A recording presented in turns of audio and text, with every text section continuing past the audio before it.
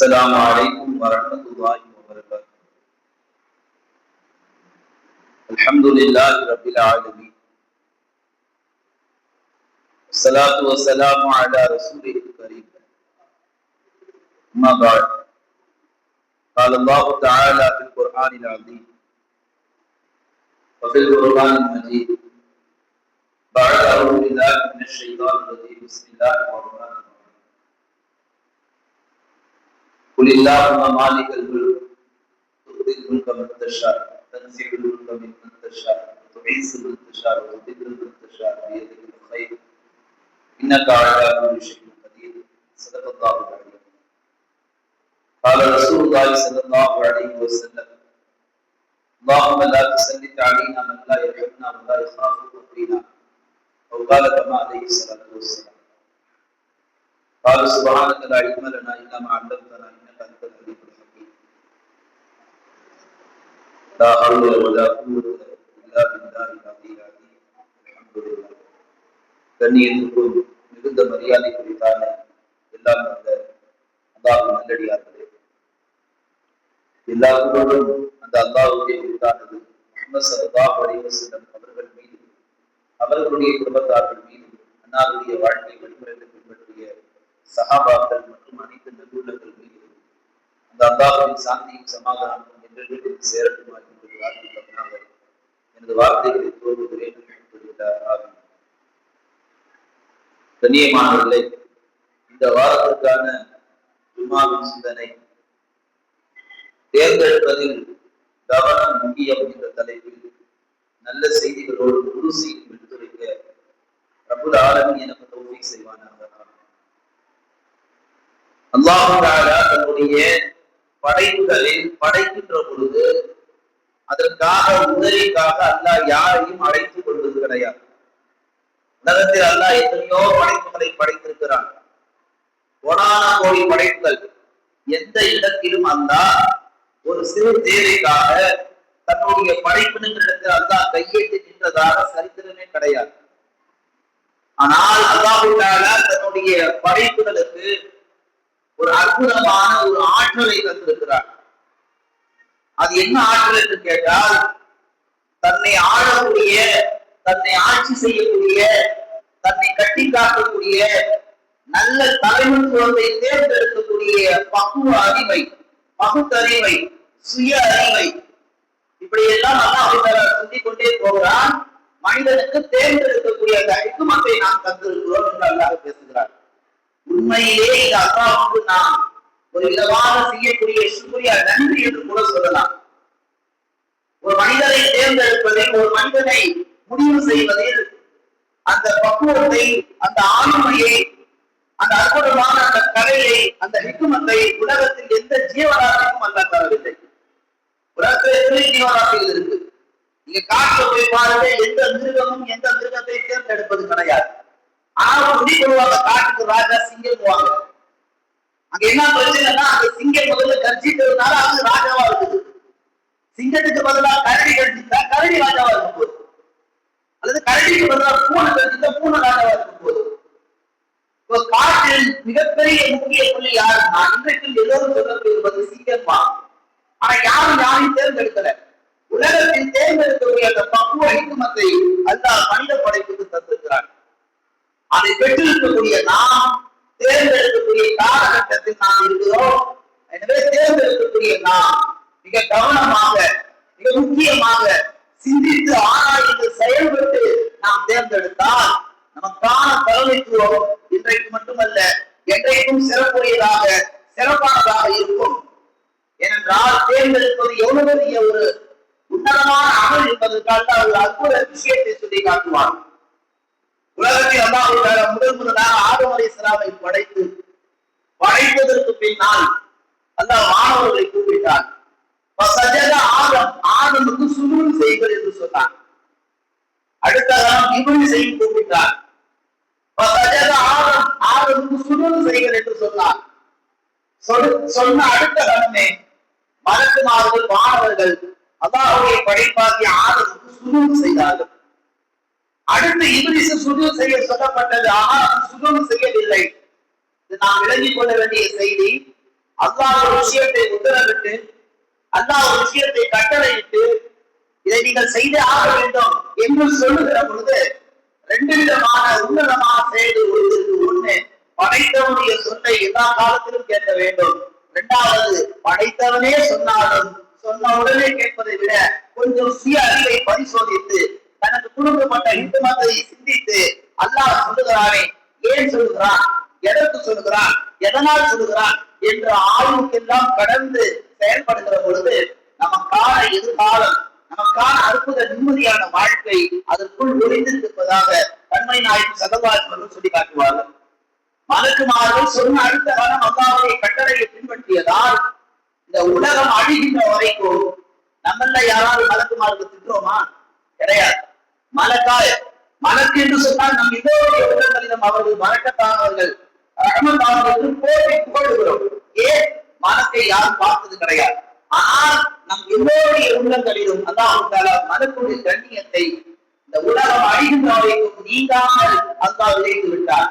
ஆனால் நம்மில் நிறைய பேர் சைத்தான் என்ன செய்கிறோம்? எடுத்த எடுப்பில் அவனை திட்டுகிறோம், அவனை மிரட்டுகிறோம். அவனை வசைபாடாத எந்த முஸ்லீம் இந்த உலகத்துல கிடையாது. அல்லாஹ் நமக்கு தந்த இந்த அற்புத ஆற்றலை, அல்லாஹ் தேர்ந்தெடுக்கக்கூடிய அந்த பக்குவ ஞானத்தை நாம் சரியாக முறையாக பயன்படுத்திக் கொண்டு நாம் நல்லவர்களை மாத்திரமே தேர்வு செய்தால் அதற்கான பிரயோஜனங்களையும் அதற்கான பிரதிபலன்களையும் அல்லாஹ் நமக்கு தருவான் என்பதற்கு குர்ஆனில் அல்லாஹ் ஆதாரத்தோடு பேசுகிறார்.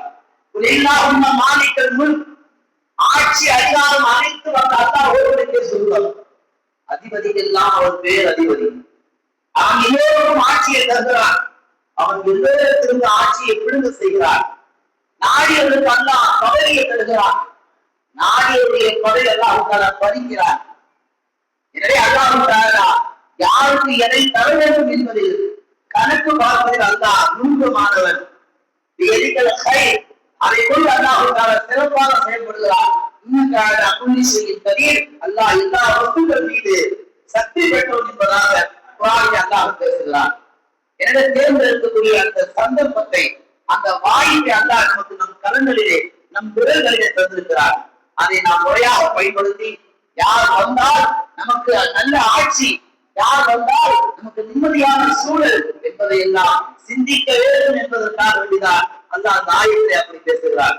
அன்பார்ந்தவர்களே, தேர்ந்தெடுப்பது என்று ஒரு அற்புதமான ஒரு கலை என்றாலும் பெருமானார் ஸல்லல்லாஹு அலைஹி வஸல்லம் அவர்கள் யார் தேர்வு செய்யக்கூடிய விஷயத்திலே கவனம் இல்லாமல், கொஞ்சம் கூட ஒரு பொறுப்போக்கு, ஒரு பொறுப்பு இல்லாமல் யார் அசட்டையாக பொறுப்போக்காக செயல்படுவார்களோ அவர்கள் எல்லாம் கண்டிப்பாக நஷ்டங்களையும் கஷ்டங்களையும் அனுபவிப்பார்கள் என்று பெருமானார் ஸல்லல்லாஹு அலைஹி வஸல்லம் குறிப்பிட்டார்கள். நபிகள் நாயகம் ஸல்லல்லாஹு அலைஹி வஸல்லம் சொல்லி காமிப்பார்கள், மலக்குமார்கள் சொன்னதை செய்ததால் அவர்கள் அல்லாஹ்வால் போற்றப்படுகிறார்கள். இப்ரீஸ் சொன்னதை செய்ய மறுத்ததால் அவன் அல்லாஹ்வால் கியாமத் நாள் வரைக்கும் தூக்கி வீசப்படுகிறான் என்பதாக பெருமானார் குறிப்பிட்டார்கள். எனவே நாம் நல்லவர்களை தேர்வு செய்தால் இந்த உலக வாழ்க்கையிலே நிம்மதியான வாழ்க்கைக்கு ஒரு அற்புத வழிகாட்டுதல்களை நாமே உருவாக்கி விடுகிறோம். நம்மள நிறைய பேர் இன்றைக்கு என்ன செய்யறாங்க? தேர்வு செய்யக்கூடிய விஷயத்துல, தலைமைத்துவத்தை உருவாக்கக்கூடிய விஷயத்துல, தலைமைத்துவத்தை தேர்ந்தெடுக்கக்கூடிய விஷயத்துல தகுதி தகாதாரம் இல்லாதவர்களை எல்லாம் தேர்ந்தெடுத்து விடுகிறோம். அதனால் உலக வாழ்க்கையை நாம் கஷ்டங்களும் நஷ்டங்களும் அனுபவத்திற்கு வேற என்ன இருக்கு? நிகழ்காலத்திலும் சரி, கடந்த காலத்திலும் சரி, நாம் தேர்வு செய்யக்கூடிய விஷயத்திலே ரொம்ப துல்லியமாக, ரொம்ப விவரமாக நாம் செயல்பட வேண்டும். நாம் கொஞ்சம் பொதுபோக்காக போற போக்குல, ஏதோ பத்தாம் போக்குல யார் வந்தா என்ன, யாரு போனா என்ன, ஒரு வட்டம் தானே அடித்து விட்டு போயிடலாம் என்று நாம் ஏதோ காலம் என்று செயல்பட்டால் அடுத்த 5 ஆண்டு காலத்தில் நம்முடைய வாழ்க்கை மிகப்பெரிய நெருக்கடிக்கு உள்ளாக்கப்படும் என்பதை நிகழ்கால அனுபவசாலிகள் நமக்கு ஊடக வழியாக தெளிவுபடுத்துகிறார்கள். பெருமானார் ஸல்லல்லாஹு அலைஹி வஸல்லம் சொல்வார்கள், அல்லாஹும்ம லா துஸல்லித அலைனா வல்லா யர்ஹம்னா வலா யகாஃபு ஃபீனா. எங்கள் ரப்பே, எங்கள் மீது கருணை புரியாத, எங்கள் மீது இரக்கம் காட்டாத, எங்களை அன்பு செலுத்தாத அநியாயக்கார ஆட்சியாளர்களுடைய அல்லாஹ் எங்களை பாதுகாத்து, எங்கள் மீது அநியாயம் செய்யக்கூடிய ஆட்சியாளர்களை சாட்டி விடாதே என்று பெருமானார் ஸல்லல்லாஹு அலைஹி வஸல்லம் அவர்கள் இந்த துஆவை நமக்கு கற்றுத் தந்திருக்கிறார்கள்.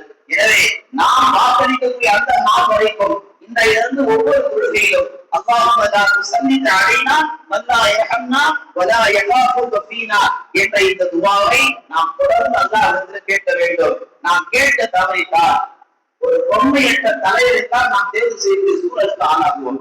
நாம் எதையும் விவரித்து பேச தேவையில்லை. நம்மை சுற்றி நடக்கக்கூடிய ஒவ்வொரு சூழ்நிலைகளும் அப்படித்தான் நடக்கிறது. தேர்வு செய்வதில் தேர்ந்தெடுப்பதில் கொஞ்சம் நாம் பின்வாங்கினால் நிகழ்காலத்தில் நமக்கு தலைவர்கள் எப்படி ஆகுவார்கள்? செயல்படும் தலைவர்கள் அல்ல, செயலற்ற பொம்மை தலைவர்கள் தான் நம்முடைய ஆட்சியாளர்களாக உருவாகுவார்கள். அல்லாஹ் பாதுகாக்க வேண்டும். பெருமானார் சொன்னார்கள், மக்கள் எப்படி வாழ்கிறார்களோ அப்படித்தான் தலைவர்களும் அமைவார்கள்.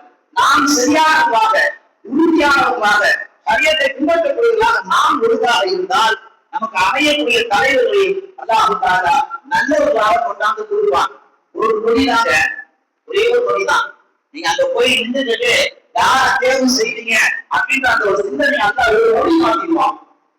நீங்க ஒரு நினைச்சிட்டு போறீங்க நல்லவங்க தேர்வு செய்யணும், ஆனா அங்க போனதுக்கு பிற்பாடு சைத்தான் ஒருவன் இருக்கிறார். அவன் எப்போது நம்மை வழிபடுவான். அவன் என்ன செய்கிறான்? உள்ளத்துல ஒரு விதமான ரசாயன மாற்றத்தை கொடுத்து நல்லவர்களை தேர்வு செய்வதாக தீயவர்களை தேர்வு செய்து சூழலுக்கு நம்ம ஆராய்வான். அதனாலதான் பெருமாள் இந்த துவாவை கற்றுத்தந்தாங்க.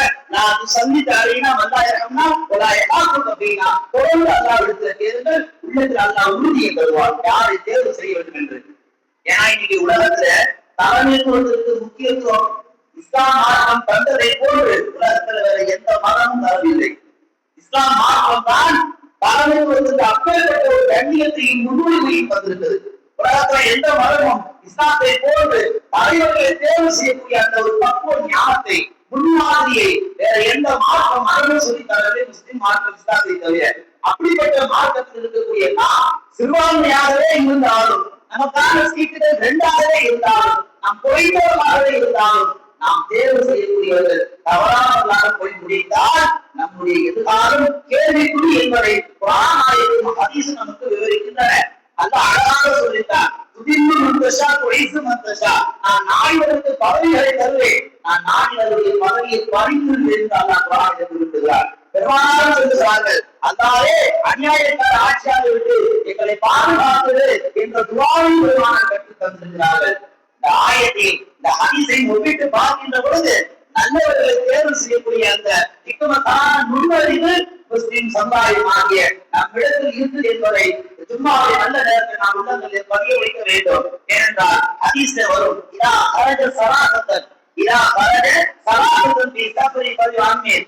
நீங்க ஒரு ஊருக்கு பயணம் போறீங்க, போற போக்குற ஒரு 3 பேரா போறீங்க, தொழுகைக்கான நேரம் வந்தது, நீங்க என்ன செய்யணும்? உங்கள்ல பிரயாணத்துடைய காலத்துல ஒரு அமீரை நீங்கள் தேர்வு செய்வதாக ரசூல் ஸல்லல்லாஹு அலைஹி வஸல்லம். ஏன் தெரியுமா?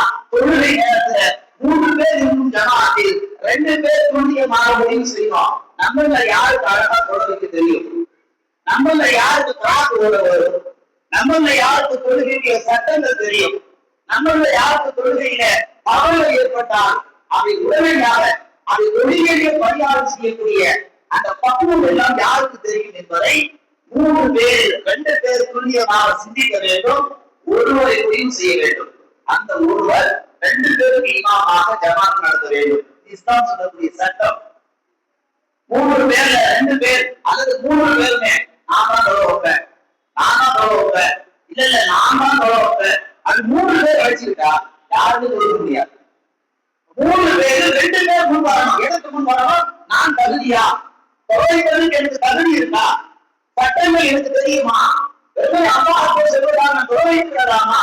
நான் தலைவர் சொல்றதா நான் வந்து விடலாமா என்பதை எல்லாம் ஒருவர் சிந்திக்க வேண்டும். இப்படி சிந்தித்தால் மட்டுமே உங்களிலே ஒருவரை நீங்கள் தேர்வு செய்யுங்கள். அப்படி தேர்வு செய்கிற பொழுது உங்களிலே அந்த வாக்கு தொழுகை தப்பில்லாமல் நடக்கும். ஒரு வாக்கு தொழுகையில தப்போட அடிக்கடி சொல்ல அந்த தொழுகையை கூடாதுங்க. முதல் 2ஆயிரத்துல ஒரு ஆயத்தை ஒரு ரூபாய்க்கு தப்பா வரலாம், 2வது வாட்டி எடுக்கலாம், 3வது வாட்டி எடுக்கணும். 3வது வாட்டி எடுத்து வரலன்னா உடனடியா முழுக்க போயிடும். இது சட்டம். இது தெரியாம நான் தான் ஒரு அடம் பிடிச்சிட்டு அவங்க முதல் 2ஆயிரத்துல ஒரே சொல்றாங்க 10 வாட்டி ஓதுறாங்க. அதுக்கு தொழுகையே கிடையாது. நான் தான் அடம் பிடித்து ஒரு வந்துவிட்டால் வந்ததற்கு பின்னால் எல்லா பிரச்சனையும் முன்னோக்க வேண்டும். பயந்து ஓடக்கூடாது. அப்படி பயந்து ஓடுபவர்கள் தேர்ந்தெடுத்தாலும் வரக்கூடாது. அந்த இடத்துக்கு யார் வருகிறார்களோ வருவதற்கு முன்னால் அதனுடைய நெறிவு செறிவுகளை, அதனுடைய உருவாக்குதல்களை எல்லாவற்றையும் புரிந்து கொண்டு செயல்பட்டால்தான் அது முஸ்லிம்களாக இருக்கட்டும், இந்துக்களாக இருக்கட்டும், கிறிஸ்தவர்களாக இருக்கட்டும், தேர்வு செய்து ஒரு தெளிவு கிடைக்கும். எல்லா வரான சொல்லி ஒருத்தர் வந்துட்டாரு, எல்லாரும் ஒருத்தர் தேர்ந்தெடுத்துட்டாங்கன்னா அது எல்லோருக்கும் பேர் ஆபத்து என்றாலும் கண்மணி நாயகம் ஸல்லல்லாஹு.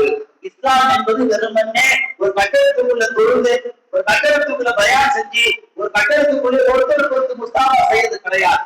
இஸ்லாம் என்பது உலகம் முழுக்க பரவக்கூடிய ஒரு மார்க்கம். இஸ்லாம் என்பது எல்லோரும் பின்பற்ற வேண்டிய ஒரு வாழ்வியல். அப்படிப்பட்ட அந்த ஷரியத்தை உறக்க குரலில் சொல்ல தவறிவிட்டால் வருங்காலத்தில் அநியாயக்காரர் தான் நம்மை ஆட்சி செய்வார்கள். நல்லடியார்களே, இஸ்லாம் தேர்வு செய்யக்கூடிய விஷயத்தை இன்னொரு அமரமான செய்தியை சொல்லுது. என்ன தெரியுமா? நம்மை ஆளக்கூடியவர்கள் யார் வேண்டுமானாலும் இருக்கட்டும், ஷரியத்தில கை வைக்காத ஆளுமைகள், இஸ்லாமிய முஸ்லிம்களுக்கு தொந்தரவு தராத ஆளுமைகள், முஸ்லிம்களை பிரிவினைப்படுத்தாத ஆளுமைகள், மொத்தத்தில் அல்லாஹ்வை வழங்கவே கூடாது என்று தடுக்கப்படாத ஆளுமைகள் நம்மளோடு இருந்தால் அவரை தாராளமாக தேர்வு செய்யலாம் என்று இஸ்லாம் சொல்லுகிறது. நீங்க நல்லா கவனிக்க, திருட வர்றவ சமயங்கள்ல தனியா வந்து திருடுவான், சமயங்கள்ல கூட்டா வந்து திருடுவான். இது ஒரு மோசமான காலம். இறைவனுக்கு காலம் போல இது தலைவர்களை தேர்ந்தெடுக்கக்கூடிய காலமா இருக்குது. அரசியலாக இருக்கட்டும், ஆன்மீகமாக இருக்கட்டும். எப்படி இறைவனுக்கு காலங்கள்ல காய், கறி, பழம் இதையெல்லாம் நாம் பொறுமை காத்து அந்த பழத்தை கையில பறிக்கின்ற வரைக்கும் எப்படி நாம் சபையோடு இருக்கிறோமோ, அது போல இன்னும் 12 நாட்களில் நாம் தேர்வு செய்யக்கூடிய அந்த தலைமைத்துவத்தை சிந்தித்து செயல்பட்டு நாம் தேர்வு செய்ய வேண்டும். அது ரொம்ப கவலை முக்கியம் அல்ல. அப்படி நல்ல ஆளுநர்களை, நல்ல தலைமைத்துவத்தை நாம் தேர்வு செய்தால்தான் நமக்கான எதிர்காலம் சிறப்பானதாக இருக்கும். எப்படி இறைவன் காலம் நமக்கு மத்தியில் இருக்கிறதோ அது போல இப்பொழுது தலைவர்களுக்கான காலமாக வந்துவிட்டது. நீங்க இந்த காலகட்டத்துல எந்த ஊருக்கு போனாலும், எந்த தெருவுக்கு போனாலும், யாராவது ஒரு தலைவர் ஏதாவது ஒரு வாகனத்துல அற்புதமான தத்துவங்களை எல்லாம் சொல்லுவார்கள். வானத்தை புரட்டுவார்கள், பூமியை சூழ்வார்கள், எப்படி எழுவாறு பேசுவார்கள். எல்லாத்தையும் நம்பி ஆசை வார்த்தையில விருந்தக்கூடாது. அதுதான் அல்லாஹ் சொல்றான், உனக்கு நான் பகுத்தறிவை தந்திருக்கிறேன், உனக்கு நான் இடுவத்தை கொடுத்திருக்கிறேன். சரீரம் அதான் சொல்லுது, உன் சரீரத்தை கை வைக்காத ஆளுமை நல்லது என்றால் அந்த ஆளுமைக்கே நீ தேர்வு செய்து ஒரு மீது கட்டாய கடமை என்று இஸ்லாம் சொல்லுகிறது.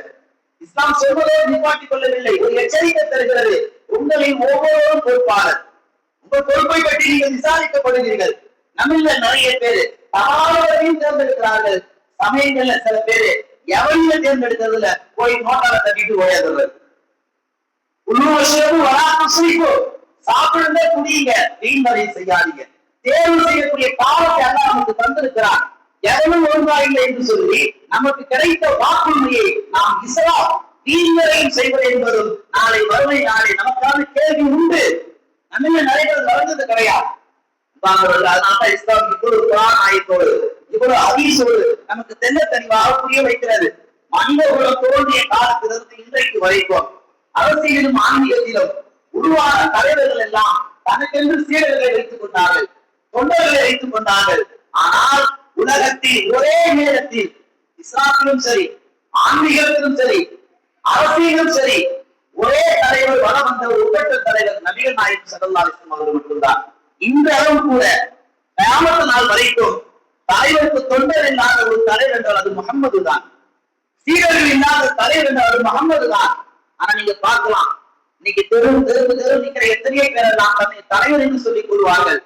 தனக்கு பின்னால் ஒரு பெரிய சீடர் கூட்டமே இருக்கும், பெரிய தொண்டர் கூட்டமே இருக்கும். ஆனா சீடர்களும் தொண்டரும் இல்லாத ஒரு கூட்டத்தை பெற்றவர்கள் தான் நபிகள் பெருமானார் ஸல்லல்லாஹு அலைஹி வஸல்லம் அவர்கள். இந்த அளவுக்கு உலகம் அழிகின்ற வரைக்கும் தனக்கு தொண்டர்களும் வேண்டாம், தனக்கு சீடர்களும் வேண்டாம். இந்த மண்ணிலே மனிதர்கள் மனிதர்களாக வாழ்ந்தால் போதும், அது நிம்மதியாக வாழ்ந்தால் போதும் என்று இந்த உலகத்துக்கு தலைவராக அறிமுகப்படுத்துகிற பொழுதே தன்னை ஏழ்மையிலிருந்து அறிமுகப்படுத்துகிறதுதான் நபிகள் நாயகம் ஸல்லல்லாஹு அலைஹி வஸல்லம். எந்த தலைவர் போன்று கோடிகளை விட்டு வந்தவர் அல்ல நம் தலைவர். நம்ம நிறைய பேசுறோம், நம்ம கேட்கிறோம், அவ்வளவு கோடி விட்டுட்டு வந்தோம், இத்தனை கோடி விட்டுட்டு வந்தோம், அதை விட்டுட்டு வந்தோம், இது விட்டுட்டு வந்தோம். எந்த இடத்திலும் நபிகள் நாயகம் ஸல்லல்லாஹு அலைஹி வஸல்லம் ஒரு கட்டத்திலும் கூட தன் சமுதாய மக்களை பார்த்து நான் இப்பேற்பட்ட உச்ச வாழ்க்கை விட்டேன் என்று ரசூலுல்லாஹ் சொன்ன ஒரு இடம் கூட கிடையாது. அதனால் ஒரு தலைமைத்துவத்திற்கான உண்மை அடையாளம் என்று பெருமானார். ஜியாரா என்று சொல்லக்கூடிய ஒரு ஊர் பகுதி, அந்த ஊருக்கு ஒரு சஹாபி ஒரு வேலையாக போனார். போன அந்த காலகட்டத்தில் அந்த ஊரில் உள்ள மக்கள் எல்லாம் அங்கு உள்ள தலைவருக்கு போய் காத்த சரி அசையா. நம்மள நிறைய பேருக்கு அந்த பழக்கம் இருக்கு. பெருநாள் தினம் வந்துட்டா என்ன செய்வாங்க, பெருநாள் பொதுக்கள் வீட்டில் உள்ள மருமகள் எல்லாம் மாமியார் கணவர் மாமனார் காலில் விழுந்து ஆசீர்வாதம் வாங்கிப்பாங்க. சொல்றது யாரு? மாற்றாங்க நம்ம இஸ்லாமிய சமூகம். அல்லாஹ் ஒருவனுக்கு மட்டுமே சொல்லியிருந்தார், யாருக்காலும் விடக்கூடாது. அப்ப ஜியாரா என்ற ஒரு ஊருக்கு ஒரு நபி தோழர் போகிறார். அங்கு போகும்பொழுது ஒரு தலைவருக்கு அந்த ஊரில் உள்ள மக்கள் எல்லாம் காலில் விழுந்து ஆசீர்வாதம் வாங்குறாங்க. இதை பார்த்துட்டு அந்த நபி தோழர், உண்மையிலே காலில் விழுந்து ஆசீர்வாதம் வாங்குறதுக்கு தகுதியான ஒரு தலைவர் நம்ம முகமது தானே, இவர் யாரு என்று மனதில் நினைத்துக் கொண்டு பெருமானாரத்தை வந்து சொன்னார். சொல்லலாம், இப்போது நான் ஊருக்கு போகிற பொழுது அந்த ஊர் மக்கள் எல்லாம் ஒருவருடைய காலில் போய் விழுந்து விழுறாரா இல்லையா? எத்தனை பேர் விழுறாங்க? ஒரு சாதாரண நம்மை போல மனிதன் என்பதை கூட நம்மால் புரிந்து கொள்ள முடியாமல் நாம் ஒரு மனதில் உச்சத்தில் போய்கிட்டு இருக்கிறோம். கையில் காலம் மீது போனா எவ்வளவு கொடுப்பான்? சிந்திக்க வேண்டும். சொன்னார்கள், அல்லாஹ் ஒருவனை தவிர வேறு யார் கால்களையும் விழக்கூடாது. ரசூலே, உங்கள் கால்களையும் கூடவா? நீங்கள் அதுக்கு தகுதி இல்லையா? அந்த சஹாபி கேட்டார். நான் யாரா இருந்தாலும் அதற்கு நான் கூட தகுதி இல்லைத்தாலும் கண்மணி நாயகம் ஸல்லல்லாஹு அலைஹி வஸல்லம். இன்னைக்கு எத்தனை பேர் தேர்வு செய்வதற்கு முன்னால எப்படி விழுந்தடிச்சு ஓடுறாங்க? தனக்கு என்ன ஆவணம் என்பதை கூட அறிந்து கொள்ள முடியாமல், சுதாரித்துக் கொள்ள முடியாமல், தனக்கு ஒரு குடும்பம் இருக்கு, தன்னை நம்பி குடும்பத்தில் எத்தனை பேர் பசி பட்டினியாக இருக்கிறார்கள். யாரோ ஒருவருக்காக இன்றைக்கு நாம் நம் வாழ்க்கையை இழப்பதா என்றெல்லாம் கொஞ்சம் கூட ஆய்வு செய்யாமல், சிந்திக்காமல் ஒரு கட்டத்தில் ஓடக்கூடிய அறியாமை மக்கள் அதே நேரத்திலே தேர்வு செய்வதற்கு இன்னும் ஏறக்கூடிய 288 மணி நேரங்கள் இருக்கிறது. இந்த நாட்டில் இத்தனை மணி நேரங்களுக்குள் 12 நாட்களுக்குள் ஒவ்வொரு முஸ்லிமும் சிந்தித்து ஆராய்ந்து யார் வந்தால், யாரை தேர்வு செய்தால் நம் ஆட்சி சிறந்ததாக இருக்கும், நம்முடைய உமத்துக்கு சிறந்ததாக இருக்கும் என்பதை எல்லாம் மாற்று சமுதாயத்தார்கள் சிந்திக்கிறார்கள் இல்லையோ, முஸ்லிம் சமூகத்தை சேர்ந்த நாம் சிந்திக்க கடமை பெற்றிருக்கிறோம். அல்லாஹ் சொல்கிறான், துதிமு மந்தஷா துடைசு மந்தஷா. நான் நாடியவர்களை ஆட்சி தருகிறேன், நான் நாடுவதற்கு ஆட்சியை பறிக்கிறேன். அல்லாஹ் பறிக்கிறான் தரான், நாம ஒரு குடும்பத்தா இருக்கக்கூடாது. அல்லாஹ் பறிக்கிறான்னா அதுக்கு நாம காரணம். அல்லாஹ் ஒருவனை நல்ல ஆட்சியில உட்கார வைக்கிறானா அதுக்கு நாம தான் காரணம். அல்லாஹ் நல்லடியார்களே, பெருமானார் ஸல்லல்லாஹு அலைஹி வஸல்லம் ஒரு சஹாபி வந்தார். வந்து நின்று, யா அப்துல்லா அப்படின்னு கூப்பிடல, ஓ இன்னாரின் மகனே, ஓ அன்னாரின் மகனே, ஓ அப்படிப்பட்டவரே, ஓ எப்படிப்பட்டவரே, ரசூலுல்லாஹ் புகழ்ந்து தந்தார். நபிகள் நாயகம் நிப்பாட்டு, ஏன் இந்த மாதிரிலாம் புகழ்ற? நீ புகழ்ற அளவுக்கு நான் ஒன்றும் கிடையாது. ரசூலுல்லாஹ் அழகா சொன்னாங்க, நான் அப்துல்லாவுடைய மகன் முகம்மது, அவ்வளவுதான். நான் அல்லாஹ்வுடைய அபுது, ஒரு அடிமை, அவ்வளவுதான். நான் அல்லாஹ்வுடைய தூதர், அவ்வளவுதான். அல்லாஹ் என்னை எவ்வளவு கண்ணியப்படுத்தினானோ அந்த கண்ணியத்தோடு நிப்பாட்டி விடுங்க. அந்த கண்ணியத்துக்கு மேல் ஒரு துளி கூட நீ என்ன செய்ய வேண்டாம், என்னை புகழ வேண்டாம் என்று நபிகள் நாயகம் வாழ்ந்த காலத்திலேயே அறியாமையில் போகக்கூடிய சஹாபாக்கள் மக்களை ரசூலுக்கு முன்னாலே ரசூலை உயர்த்தி அல்லாஹ்வுக்கு சிறுபடுத்தக்கூடிய சூழ்நிலை உருவாகின்ற பொழுது பெருமானார் ஸல்லல்லாஹு அலைஹி வஸல்லம் தடுத்து தலைமைத்துவத்தை தேர்ந்தெடுப்பது முக்கியம் அல்ல, தலைமைத்துவத்தை தேர்ந்தெடுப்பதில் பக்குவமும் பொறுமையும் ஹிக்மத்தும் தொலைநோக்கு சிந்தனையில் எல்லா காலத்திலும் எல்லா மக்களுக்கும் வர வேண்டும் என்பதை எடுத்து காட்டி சொல்வதற்காகத்தான் பெருமானார் அன்றைக்கு அந்த சஹாபி சொன்னாரு, என்னை உங்கள் வாய்க்கு வந்தபடி எல்லாம் புகழாதீர்கள், என்னை அப்துல்லாவின் மகன் என்று சொல்லுங்கள், என்னை அல்லாஹ்வுடைய அடிமை என்று சொல்லுங்கள். அதை தாண்டி ஒரு வார்த்தை கூட என்னை சொல்லாதீர்கள். இன்னைக்கு நன்மை எத்தனையோ பேர் பேக்ரவுண்ட் என்னன்னு தெரியல, பின்புறம் என்னன்னு தெரியல, தனிப்பட்ட வாழ்க்கை எப்படிப்பட்டவன் தெரியல, என்ன கெட்ட பழக்கத்துக்கு ஆளான்னு தெரியல, எதுவுமே தெரியாமல் குறிப்பாக முஸ்லிம் சமூகம் வாய்ப்பு வந்தபடி எல்லாம் வார்த்தைகளில் புகழ் உச்சியை கொண்டு வருவதை நாம் புகழ்வது என்பது அது தேர்வு செய்வதற்கு சமம் தான். அப்படி நாம் தேர்வு செய்து விட்டால் அல்லாஹ் சொல்கிறார், நாளை மறுமை நாளிலே இதற்கும் கேள்வி கணக்கு உண்டு என்பதை அல்லாஹ் ரசூல் குறிப்பிட்டு காமிக்கிறார்கள். கண் கெட்டதற்கு பின்னால் சூரிய நமஸ்காரம் பிரயோஜனம் கிடையாது. கட்டியதற்கு பின்னால் கட்டிட்டு வந்ததற்கு பின்னால் புத்துணு குறையில் என்று சொல்வது எந்த அர்த்தமும் கிடையாது. முடிந்து போனதற்கு பின்னால் புறம்புவதில் எந்த பிரயோஜனமும் கிடையாது. இதையெல்லாம் நடப்பதற்கு முன்னால் 1க்கு 10 முறை 1க்கு 1000 முறை சிந்தித்து ஆராய்ந்து கூர்மையாக யோசித்து 2000 தொழுதும் கூட ரப்பே நான் தேர்வு செய்யக்கூடிய பட்டியலில் 1000 பேர் இருப்பார்கள். என் பார்வைக்கும் என் அகப்பார்வைக்கும் என்னுடைய எதிர்காலத்திற்கும் என் பின்னால் வரக்கூடிய சந்ததிகளுக்கும் நல்ல தலைமைத்துவத்தை தேர்ந்தெடுக்கக்கூடிய ஆற்றலை எனக்கு நீ குழு வந்தே என்று அல்லாஹ்ட்ட நாம் கேட்டு போனாதான் நல்ல தலைமைத்துவத்தை நேராக நம்ம தேர்வு செய்ய முடியும்.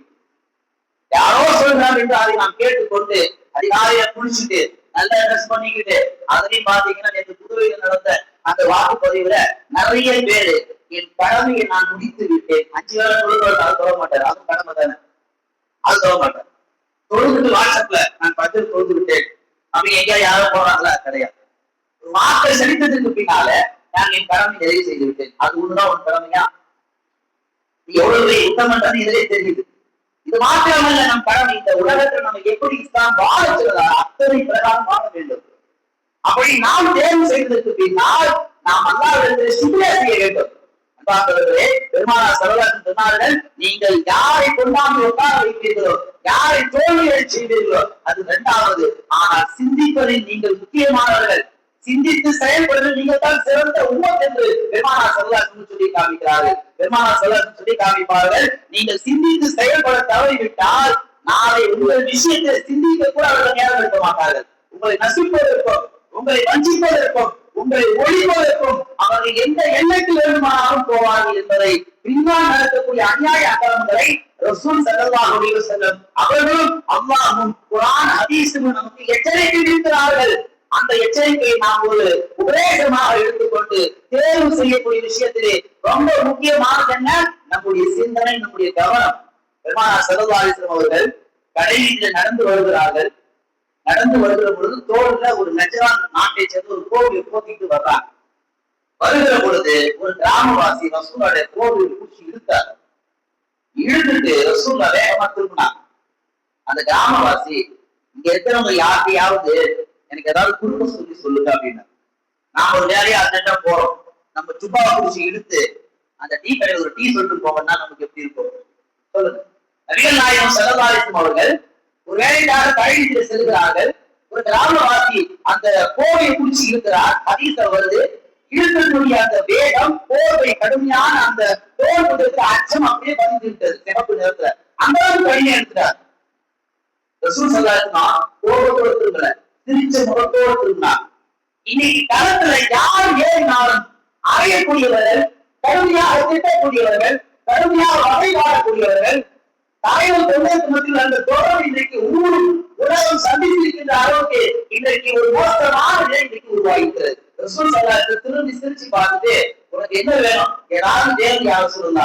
ரசூல்லா சொன்னாங்க, இந்த பஜார்ல யாரும் ஏதாவது கொடுத்து உதவுங்களே அப்படின்னா சொல்லிட்டு ரசூல்லா போயிட்டாங்க. நீங்க நல்லா கவனிக்கணும், அந்த கடை வீதியில 1000 மக்கள் இருக்கிறாங்க. யார் கோல் வேணா போய் அந்த சஹாபி உருவலாம், யார்கிட்ட வேணா போய் யாசனை கேட்கலாம். அவருக்கு தெரிஞ்சிருக்கு, மத்தவங்கிட்ட எல்லாம் போனா கடிச்சு வச்சுக்குவாங்க, நபிகள் நாயகத்தை போனா அவங்க அணைச்சு கொடுப்பாங்கன்னு சொல்லி தலைமைத்துவத்தை அன்றைக்கே முடிவு செய்தாரு சஹாபா பெருமக்கள். இப்படி நாம் நம்முடைய எதிர்கால வாழ்க்கையில், நிகழ்கால வாழ்க்கையில் தேர்வு செய்யக்கூடியவர்களை சிந்தித்து தேர்வு செய்தால், அவர்களுக்கான கண்ணியத்தை கொடுத்து நாம் தேர்வு செய்தால் நம்முடைய எதிர்காலம் சிறப்பாக இருக்கும். நீங்க நினைக்கலாம், இது சொல்றது நல்லா இருக்கு, நிகழ்காலத்தை அப்படி யார் தேர்வு செய்வா? செஞ்சிருக்கிறாங்களே. இந்தோனேஷியாவுல மார்ச் 28ஆம் தேதி ஒரு தம்பதிகளுக்கு குழந்தை பிறந்தது, ஆண் குழந்தை. அந்த ஆண் குழந்தை 10 மாதம் சுமந்து பெற்றெடுத்த அந்த பெண் பல கனவுகளோடு இருந்திருப்பார். எனக்கு ஆண் குழந்தை பிறந்தா அப்படி பேர் வைக்கணும், இப்படி பேர் வைக்கணும், எனக்கு பெண் குழந்தை பிறந்தா இப்படி அப்படி பேர் வைக்கணும். யாரும் இறந்து போனவங்களோட பேரை ஷஹீதான பேர் வைக்க மாட்டாங்க. இந்தோனேஷியாவுல அந்த தம்பதிகள் தனக்கு பிறந்த ஆண் குழந்தைக்கு ஈரானுடைய மதிப்புக்குரிய தலைவர் அலிதமி என்று சொல்லுவது ஷஹீத், அவருடைய பெயரை ஆண் குழந்தைக்கு வச்சார். தான் கேட்டபோது அந்த தம்பதிகள் சொல்றாங்க, என் மகனும் வரலாற்றிலே ஒரு ஷஹீதாக வர வேண்டும். நாம் கவனிக்க வேண்டிய செய்தி, இந்த ஆட்சிக்கு மட்டும் தேர்வு செய்த கண்டவர்களை தன்னுடைய சந்ததிகள் யாரை போன்று வாழ வேண்டும் என்பதை தம்பதிகள் வாழும் காலத்திலே, நிகழ்காலத்தில் மிக தொலைநோக்கு சிந்தனை பார்வை கொண்டு மிக கூர்மையாக ஷஹீதாக்கப்பட்ட ஒரு தலைவர் பெயரை வாழ போன்றவர்கள் தன்னுடைய குழந்தைக்கு பெயர் வைக்கிறார் என்று சொன்னால், அப்படிப்பட்ட ஒரு சரியத்தை மதிக்கக்கூடிய தம்பதிகளாக, முஸ்லிம்களாக நாமும் உருவாக வேண்டும். வழக்கத்துல வேடிக்கையாக சொல்லுவாங்க, சிங்கத்துக்கிட்ட மாட்டிக்கிட்ட ஒரு ஆட்டை ஒருத்தர் என்ன பண்ணாங்க, நேரா கூட்டிட்டு போய் கசா கடையில இருக்காங்க. அதுக்கு பேசாம காலத்து சிங்கத்துக்கு இருக்கலாமே. சிங்கத்திட்ட இருக்கும்போது அந்த சிங்கம் தூங்கும்போது எப்படியே தப்பிச்சு ஓடி ஆடு. இவன் கசா கடையில தூங்க மாட்டான், அதை ரூபாய் கொடுக்குற வரைக்கும், அதை வெட்டி கூறு போட்டு காசு பார்க்கற வரைக்கும் இவன் கத்தியை கீழே வைக்க மாட்டான். நாம் சொல்ல வருவது, இவனுக்கு அவன் மேல், இவனுடைய பேச்சுக்கு அந்த பேச்சு மேல், இந்த குடும்பத்துக்கு அந்த குடும்பம் மேல் என்று நாம் ஏமாந்து போனால், பாராளுவை தேர்வு செய்தால் அதுக்காக அதை செஞ்சுட்டே இருக்கலாம். இப்படி சிந்தித்து செயல்படுவதுதான் நமக்கான எதிர்காலம் கல்வி நாயகம் ஸல்லல்லாஹு அலைஹி. அதே போன்று இன்றைக்கு நாம் சிந்திக்கக்கூடிய ஒரு கட்டாய காலகட்டத்தை நாம் இருக்கிறோம். நாம் சிந்திக்க தவறிட்டோம், தவறாக தேர்ந்தெடுத்தோம்னா நம்முடைய எதிர்காலம் ஒரு கேள்விக்குறி என்று பெருமானார் ஸல்லல்லாஹு அலைஹி அவர்கள் ஹதீஸில் வரக்கூடிய செய்தி. யூதன் ஒருவர் பெருமானாரிடத்துல என்ன செய்கிறான், ஒரு விதமான புகார் அளிக்கிறான். யாரும் சொல்லலாம், நாங்கள் அமர்ந்திருந்தோம், அமர்ந்திருக்கின்ற பொழுது எந்த ஒருவர் நடந்து சென்றார். அப்படி நடந்து செல்கிற பொழுது உங்களுடைய நபி மூசா எங்களுடைய நபி முஹம்மதை விட மேன்மையானவர் என்று சொன்னார். அதை கேட்ட அந்த சஹாபி பெருமானார் போய் கம்ப்ளைண்ட் சொல்றார், புகார் கொடுக்கிறார். கொடுத்தது யாரு? ஒரு யூதர். நபிகள் நாயகம் ஸல்லல்லாஹு அலைஹி அவர்கள் ஒரு முஸ்லிமுக்கு ஆதரவாக பேசவில்லை, ஒரு யூதனுக்கு ஆதரவாக பேசினார்கள். எந்த காலத்திலும் மூசாவை தாழ்த்தி என்னை உயர்த்தி பேசாதீர்கள். ஏன்? இந்த உலகம் அழிகிற பொழுது எல்லோரும் மயக்கமுட்டு கிடப்பார்கள். நாளை மறுமையிலே முதலில் மயக்கம் தெரிந்து எழக்கூடிய நான் தான் கண்மணி நாயகம். அப்படி நான் மயக்கம் தெரிந்து எழுகிற பொழுது எனக்கு முன்னால் மூசா அலைஹிஸ்ஸலாம் எழுந்து அமர்ந்திருப்பார்கள். நபிகள் நாயகம் ஸல்லல்லாஹு அலைஹி. நீங்க நல்லா கவனிக்கணும், ஒரு நபி இன்னொரு நபியை உயர்த்தி பேசுவதில் முன்னுரிமை தந்தார்கள். அதே நேரத்தில் இன்னொரு நபிக்கு முன்னால் தன்னை என்ன செய்துவிட வேண்டாம், உயர்த்திவிட வேண்டாம் என்று வருங்கால சந்ததிகளுக்கு பெருமானார் ஸல்லல்லாஹு அலைஹி அவர்கள் தேர்வு செய்யக்கூடிய விஷயத்தில் இவ்வளவு நுணுக்கமாக செயல்பட்டார் என்று சொன்னால் அவருடைய பரம்பரையில் அந்த உண்மத்தில் வந்திருக்கக்கூடிய நாம் நல்லவர்களை மாத்திரமே தேர்வு செய்வதில் நாம் அதிக கவனம் எடுக்க வேண்டும், முக்கியத்துவம் கொடுக்க வேண்டும். கொஞ்சம் ஒரு நோட்டுக்கு ஆசைப்பட்டு அல்ல ஏதாவது ஒரு கவர்ச்சிக்கு ஆசைப்பட்டு நாம் எதையாவது தட்டி விட்டு போயிட்டோம்னா நாம இன்னைக்கு சுகமா இருக்கலாம், நமக்கு பின்னால் வரக்கூடிய சந்ததிகள் கண்டிப்பாக கஷ்டப்படுவார்கள் என்பதை நிகழ்கால விஷயம் நமக்கு ஒவ்வொன்றும் உணர்த்தி காட்டுகிறது. பெருமானார் ஸல்லல்லாஹு அலைஹி வஸல்லம் ஒரு செய்தியை சொல்லி நிறைவு செய்கிறார்கள். இந்த உலகத்தை விட்டு பிரியக்கூடிய நேரம் பெருமானாருக்கு நெருங்கிவிட்டது. சஹாபாக்களை கூப்பிட்டு சொன்னார்கள், என் அருமை தோழர்களே, நான் உங்களிடத்திலே இந்த வாழ்ந்த 63 வருஷ கால வாழ்க்கை உங்களில் நான் யாருக்காவது துரோகம் செய்திருந்தால், உங்களில் யாருக்காவது நான் அநியாயம் செய்திருந்தால், உங்களில் யாருக்காவது நான் அநீதி செய்திருந்தால், உங்கள் முடியை பிடித்து இழுத்திருந்தால், உங்கள் உடலை காயப்படுத்தியிருந்தால், உங்கள் உயிருக்கு சேதம் உண்டாக்கியிருந்தால், இதோ இன்றைக்கு நான் ஒட்டுமொத்தமாக என்னை திறக்கிறேன், யார் வேண்டுமானாலும் என்னிடத்தில் பழி தீர்த்துக் கொள்ளலாம் என்று நபிகள் பெருமானார் ஸல்லல்லாஹு அலைஹி அவர்கள் இந்த உலகத்தை விட்டு பிரியக்கூடிய கடைசி தருணத்தில் இந்த உம்மத்துக்கு ஒரு வாய்ப்பை தந்தார் என்று சொன்னால் இதுதான் தலைமைத்துவத்திற்கான உண்மை அடிப்படை பண்பு. தன்னால் இறந்து போனவர்களை தன்னை பார்த்து வந்த பல பேர் இந்த உலகத்தை விட்டே போய்விட்டார்கள். அவர்களுக்கான ஆறுதலை கூட இன்றைக்கு சொல்ல முடியாத போர்களை நாம் தேர்வு செய்தால் நாம் மிகப்பெரிய கஷ்டத்துக்கு ஆளாகுவோம். அப்படி ஒரு சஹாபி யாரும் சொல்லலாம், நான் உங்ககிட்ட ஒரு வாட்டி 3 சஹாபி யாரும் கேட்டாங்க, நீங்க இவருக்கு ஏதாவது கொடுத்து உதவும், நீங்க அதை மட்டும் கொஞ்சம் வாங்கி கொடுத்துருங்க. ரசூலுல்லாஹ் கை காமிச்சாங்க, அந்த 3 பேர் கொடுத்துட்டாங்க. அடுத்த ரசூலுல்லாஹ் வலியுறுத்தி சொல்றாங்க, உங்கள யாராவது இருக்கிறீங்களா, என்ன பழிவாங்க யாராவது இருக்கிறீங்களா என்று ரசூலுல்லாஹி ஸல்லல்லாஹு அலைஹி வஸல்லம் மீண்டும் மீண்டும் அழுத்தி கேட்க யாருமே முன் வரல. இதுல கவனிக்க வேண்டிய செய்தி என்னன்னா, ஒரு தலைவருக்கு அடிப்படை அழகே உங்களால் அல்ல என்னால் நீங்கள் பாதிக்கப்பட்டிருந்தால் நீங்கள் என்னை பழி தீர்க்கலாம் என்று சொன்ன ஒரே உத்தம தலைவர் இந்த உலகத்துல முகமது நபியை தவிர எவருமே கிடையாது. அப்படிப்பட்ட பரம்பரை வந்த நாம் எப்படிப்பட்ட தலைவரை தேர்ந்தெடுக்கிறோம்? நல்லவர்களை மாத்திரமே. எல்லாம் அப்படி புத்தி தூய்மையோடு செயல்பட்டு வருங்காலத்திலும் சிறந்தவர்களையும் வல்லவர்களையும் நல்லவர்களையும் நாட்டை ஆளக்கூடிய உன்னதமானவர்களையும் தேர்ந்தெடுக்கக்கூடிய அந்த தொலைநோக்கு இதாயத்தை ஒவ்வொரு முஸ்லிமுடைய உள்ளத்திற்கு அல்லா அந்த வாசலை திறந்து விடுவானாக. அமையக்கூடிய ஆட்சி அல்லாஹ் தஆலா நல்ல ஆட்சியாக அமைய வைப்பானாக. துஷ்மனிடத்தில் அல்லாஹ் தஆலா இந்த தமிழகத்தை முழுவதுமாக பாதுகாத்து நம்மை சுதந்திரமாக நிம்மதியாக வாழ வைப்பானாக. எதை பேசணுமோ எதை கேட்டோமோ அதன்படி அமல் செய்யக்கூடிய நல்ல தௌஃபீகை வல்ல ரஹ்மான் நம் எல்லோருக்கும் வழங்குவானாக. ஆமீன். வ ஆகிரு தஅவானா அல்ஹம்துலில்லாஹி ரப்பில் ஆலமீன்.